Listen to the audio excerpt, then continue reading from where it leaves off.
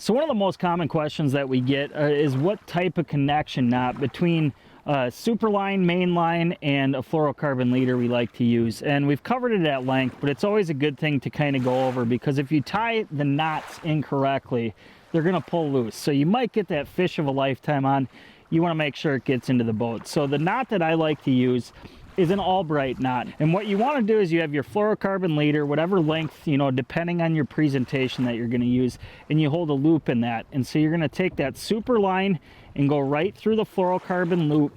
And then what you want to do is you're going to hold that fluorocarbon loop, and you're going to take the super line and go around both sides of that fluorocarbon.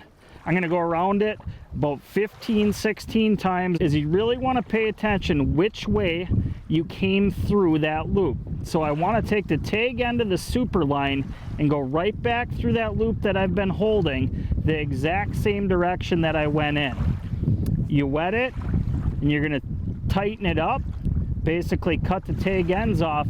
But what you have is you have a nice tight knot that can go through the guides of your rod. Cut those tag ends off, you're all ready to go. So the Albright knot, try it out. Definitely try it inside in no wind first, but it's going to get you all the fish you need into the boat as long as you tie it correctly. Thanks for watching. Hit the subscribe button and click on the bell to stay up to date with the latest tips and techniques to help you get the next bite.